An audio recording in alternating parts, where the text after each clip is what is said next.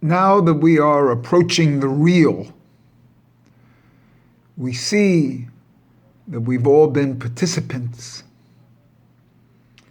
in a game, in a manipulated game. Each of us are different pieces in this game. We'll look at it like a chessboard. Some of us are pawns. Some in the religious world are bishops. Many of us have homes which are castles. You know, some of us think we're knights in shining armor. Some are queens, and some think they're kings. But we're all part of this same game. Most of us are pawns, and we're seeing that we're pawns, manipulated by the player.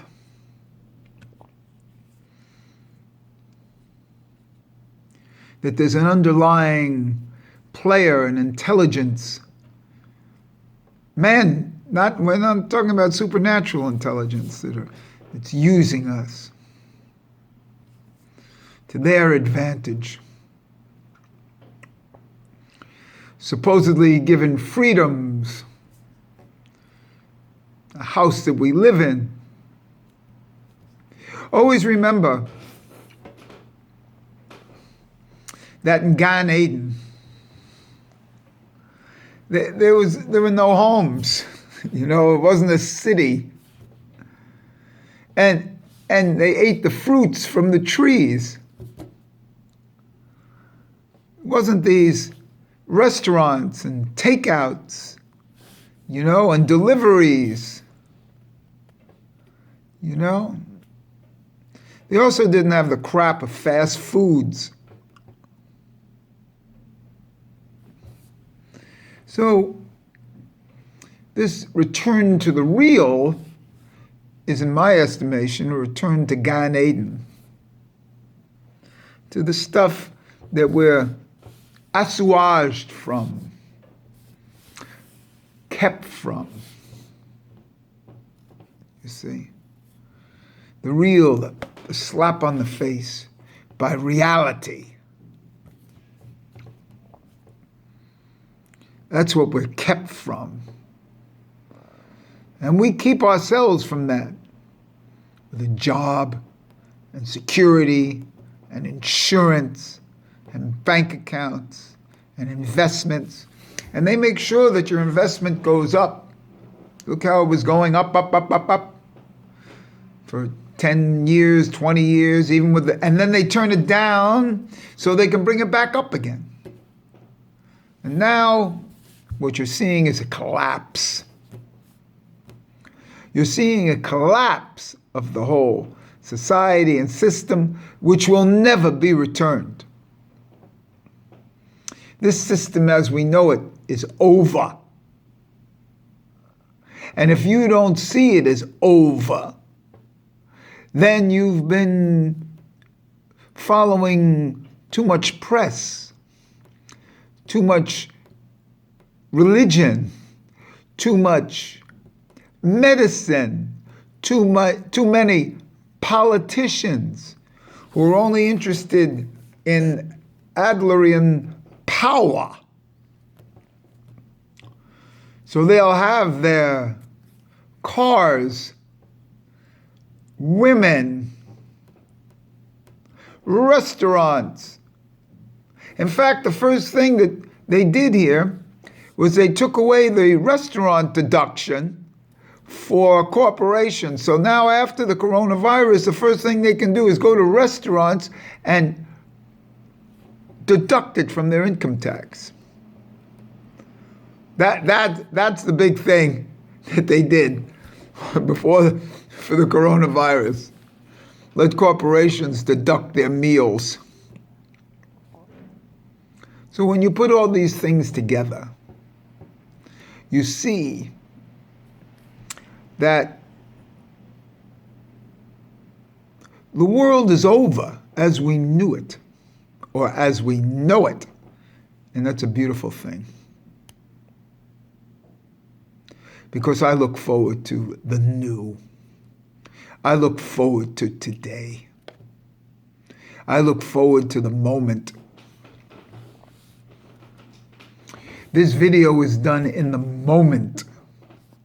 My music is played in the moment. I speak in the moment. That's oral Torah. I'm not interested in what the geniuses and the rebbes and what said in the past. They were geniuses for then. But I'm not going to dig up what they said in 1850 and then apply it to today. I want to know what the genius says today. I want to know what the specific references are for today. Not interested in the past. I'm only interested in the present tense. The present. Even the word present, it's a present. It's a gift. The past doesn't last into the present. Can't even guide you. That's what education did. It made you think that if you knew the past, you'd know the present and the future. And then you projected from the past into the future, and you forgot about the present. Well, here we are. Voila. There's no future. Everybody projects the future for safety factors. They want to become rather than they is. It's not was. It's not will be. It's is. So face reality in the face. Wake yourself up. What an opportunity to be present.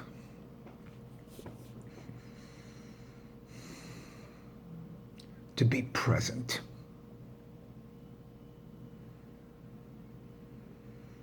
And it seems like when one is present, they're into their breathing, not into their thoughts. And that's what Buddhism is all about.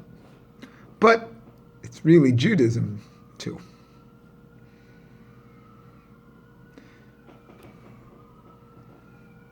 Eliminate the mind.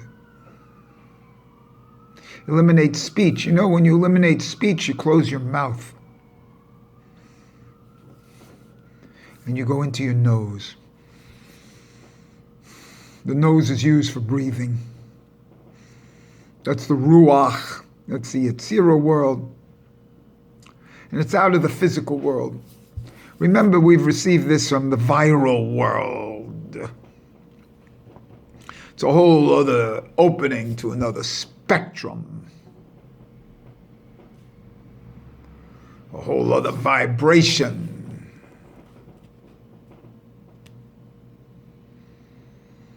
To be present, one has to be present in their breath.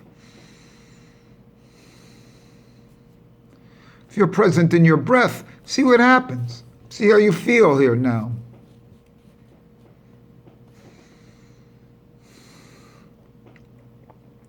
This is a true godliness.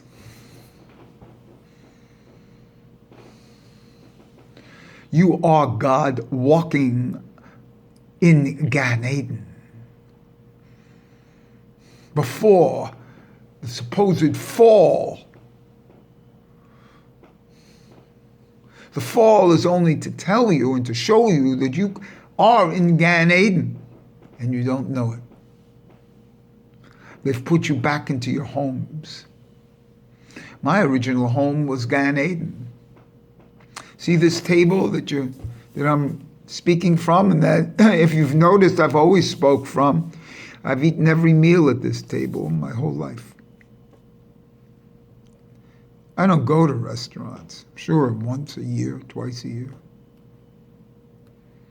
I don't like to be served by people in a restaurant who look at me as a tip. And then they want 20% of that or more.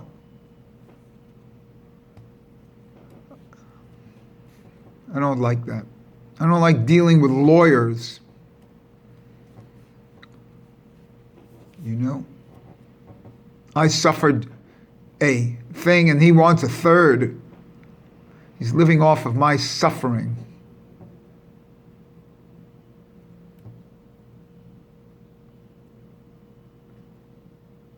I think religion has gone off. Obviously, politics is a joke. And quite frankly, the society controls us by this internet that you're seeing me on.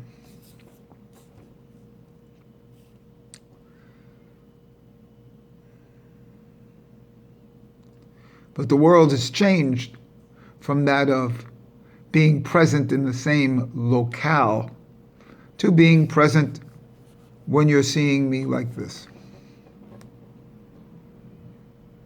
We're in the same room, like a chat room.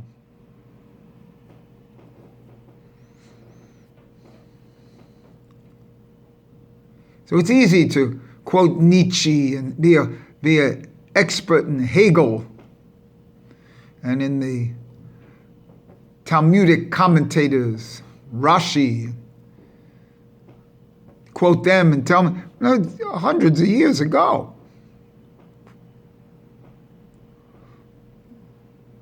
I want to know what's happening now.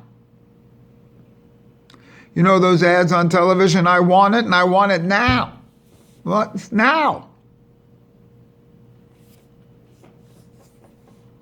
I don't want to know what the reaction was to the bubonic plague. I want to know my reaction to this plague, this COVID-19. Remember, it has the number 19 in it, which I'm going to explicate on another video. But 19 is the number of years in the cycle of the Jewish calendar. It's also a very propitious number in Islam and the Baha'i faith. Check it out. Look it up. 19 in Islam. And as I've explicated, it's the number of Hava, Eve. So as I say, it's a return to Gan Eden. It's a return to being with Hava, with Eve. That's 19. This is to show us our potential, our potentiality.